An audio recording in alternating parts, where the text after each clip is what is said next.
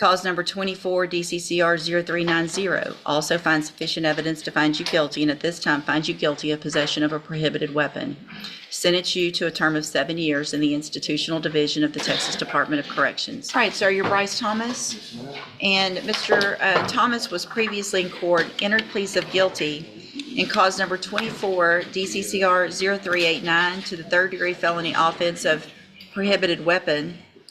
Cause number 24, DCCR 0390, also a third-degree felony of possession of a prohibited weapon. Cause number 24, DCCR 0391, pled guilty to the state jail felony offense of theft of a firearm. Cause number 24, DCCR 0392, pled guilty to the lesser offense of indecency with a child by exposure, also a third-degree felony. There was no plea agreement. I have received and reviewed the pre-sentence report. Has everyone had an opportunity to review that report? State has. In addition, there is also the largest packet I've ever received of jail incident reports in a case. Did everyone have an opportunity to review those? Yes, I took an evening and 35 pages. I reviewed them one evening. Good. State reviewed all 35 pages of the list. In addition, the state has filed a state sentencing memorandum. Mr. Burbank, did you receive that, and were you able to review it? Okay. Anything else, any objections or corrections or additions to the report? No, Judge. All right, Mr. Burbank, you may proceed. Your Honor, this is a very young kid that in a very short period of time kind of jumped or stepped off the cliff and got himself in a lot of trouble. I will represent to the court when I was encased by his family. One of my issues was the recovery of the weapons because they were law enforcement weapons. I will represent to the court that almost immediately, mysteriously, weapons ended up in my office in the front hallway and were returned to the sheriff's department. And I'd like the court to take notice that those weapons are off the street and back into the department. Could you speak up a little bit, please? Oh, back into the department. We go open because I do not have a recommendation. You can place him on probation for a period of 10 years and see what he does. These are third-degree felonies that you can do. At the very end, state jail, Judge, I believe, the theft of a firearm. You could put him in a state jail for a period of time and put him on probation for the other one. I would ask that if you are going to send him to the penitentiary, that maybe in reference to the sexual offense, that you do place him on probation, so that you can have some accountability for him once he got out for a period of time. That would give the court maybe whether or not he's learned his lesson. Now, as you peruse through the 35 pages of incident reports, and I'm not trying to be funny, because I've talked at length with Mr. Thomas about those, and he'd like to address the court on those. It is what it is, and that's not behavior of whether or not he would be able to follow the court's orders if he can't follow what's going on in jail for a period of time in reference to probation. I would ask that the court would ask Mr. Thomas. Yeah, go ahead. You have something to say? You don't have to say. I could just say I was just young, dumb, just being in jail at a young age and not really knowing that. I got write-ups. Yeah, but once you get several write-ups, the whole point of growing up is to learn from your mistakes. Yes, ma'am. So if you keep getting write-ups, then you can't just say I'm young and dumb, so I keep getting write-ups. I don't disagree that you're young and dumb, but this is ridiculous. I know our jail cannot wait for you to get out. Cannot wait. Mr. Coleman? Yes, Your Honor, I'll be brief since I put everything made the state's position clear in our sentencing memorandum. I'd like to briefly shift the focus from the write-ups to the underlying facts in the case, which Yeah. I believe are Still in out of cop cars. stealing from patrol vehicles, at least 2 patrol units, Your Honor. Detective Matt Dixon is here if you want to hear more details from the detective. But Your Honor, I think the audacity, the boldness to steal these weapons from a police car goes to show what exactly the nature of this defendant is and what we're dealing with here. And even more than that, Judge, it appears from the underlying facts that the defendant may be implicated in a series of other car burglaries. We've got a Glock switch that converted one of those weapons into a fully automatic weapon. He was conspiring with another juvenile, a 16-year-old, to steal the weapons, which a photograph is attached to my sentencing memorandum if you've seen it. This was nothing less than an arsenal that these kids amassed, Judge. I shudder to think what could have become of these weapons if they would end up in the hands of other criminals, if they could have been used against law enforcement, Your Honor.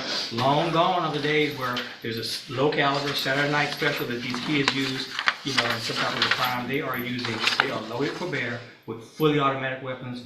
I'd ask the court to make an example out of this defendant. He benefits from not having a criminal history to speak of, but Your Honor, this is beyond the pale. I'd ask you to send him, do 2 things, a split sentence in this case. Sentence him to prison for what he's done, and then following that, a consecutive probation period so that we can continue to monitor him and supervise him after he's released from prison. Thank you, Your Honor. So I wanted to make sure, Mr. Coleman, I've done this type of sentencing that you're asking for on some different cases. I think the probation period, if I sentence him to probation today, I don't know that I can make that consecutive. So I think I believe you can, Judge, and if you need to recess this proceeding, I can get your case law in pretty short order. I think you can. because when would it start? It will start after he finishes his period of incarceration. Okay. So whatever I give him, if I do prison, and then I say it's consecutive with a probation, and does it matter if it's a straight or a, I don't believe so either, Judge.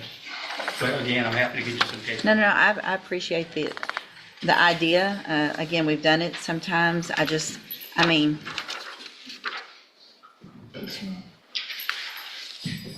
what are y'all doing? What are you doing with all these? In Texas, a judge Not can shooting sacrifice. people. Sir? Not shooting people. You're not shooting people yet. What are you shooting? Why would you have these? What are you getting these to shoot at? Just to be tough and say you have guns? No. That's all that's happening with these guns on the street is y'all are shooting at each other, at other people, at houses, at cars, at whatever. There's no reason to have these kind of guns. These aren't hunting guns, right? You're not going to shoot a deer. Do you hunt? I do. Do I you? have before, but Have you? just Which one of these is your hunting gun? none of those.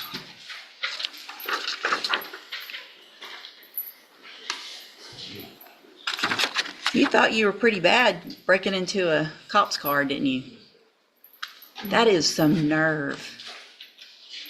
I mean, seriously, you're the second person I've had in 11 years that has had the nerve to do that.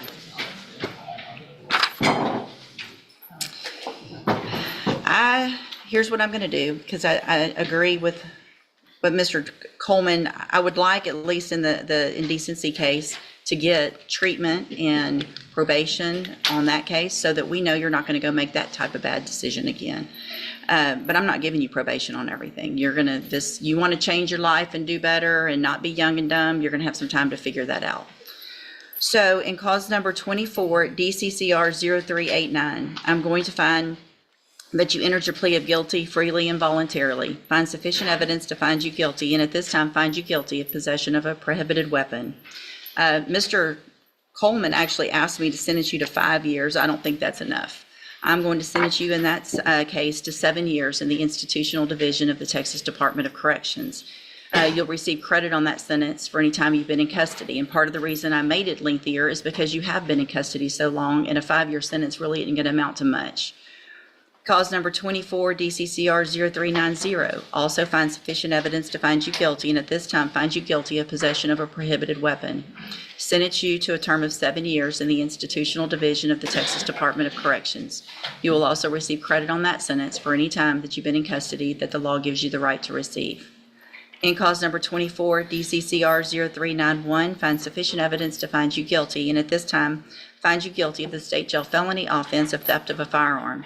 Sentence you to a term of 2 years in the state jail prison. You will receive credit on that sentence for any time that you've been in custody that the law gives you the right to receive. Then in cause number 24, DCCR 0392, finds sufficient evidence to find you guilty. However, in that case, I'm going to defer all proceedings, place you on probation. No, that's the third. I'm going to find you guilty of that offense, sentence you to a term of 10 years in the Institutional Division, but I'm going to suspend that and place you on probation for 10 years. Can I address the court on that? Mm-hmm. With the deferred, though, with the registration, it would, if he did comply after he got out,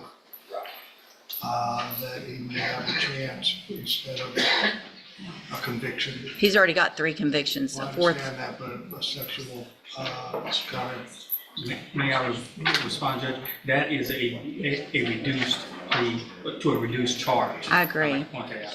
Can I give a straight on indecency though? Hold on. Okay. I think it has to be deferred. Hold on.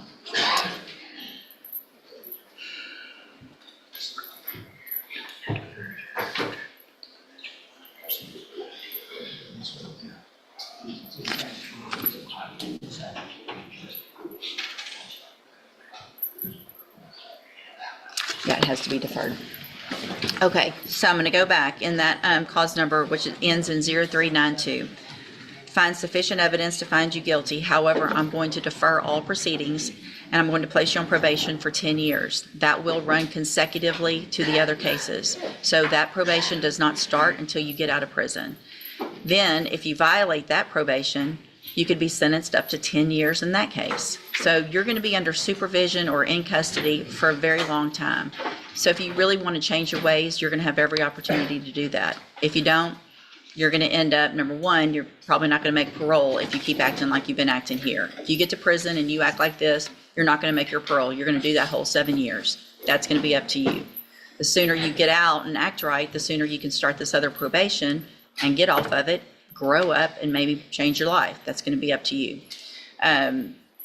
On that deferred, I am going to order a $500 fine that you follow all of the conditions of probation. That's going to include sex offender treatment, going to whatever classes are necessary, staying clean, not getting in any trouble, all of those kinds of things. Do you understand?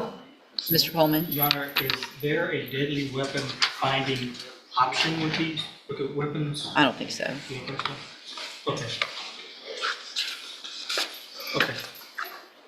Unless you can, I don't think that's, We didn't allege it. well, and they're not, possession of a prohibited in the 3G, so I don't think we can. Okay.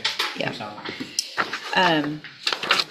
All right, so all of these are actually wrong because y'all marked off plea bargain and there wasn't a plea bargain. So I'm going to hand you the trial court certification in all of your cases. This shows that these were not a plea agreement. it was a plea agreement, Judge, because there's a, no. Oh, because of- No, there was an unauthorized use that we agreed would be dismissed. And also the lesser offense in that, so there was consideration taken, so this was an agreement, at least for those reductions. Okay, so you have waived your right to appeal. In these cases, I'm going to hand you those certifications. I'm also handing you a written admonishment regarding your ineligibility to possess a firearm or ammunition. Because of the judgments entered against you, you're ineligible under Texas law to possess a firearm or ammunition. Possession of a firearm or ammunition could lead to charges against you. Firearm is a legal term, and you should read that written admonishment I provide you to see what devices qualify as a firearm. If you have questions about the laws that make you ineligible to possess a firearm or ammunition or about how long that lasts, you can talk with Mr. Burbank. All right, good luck to you, sir. You can go back with the bailiff.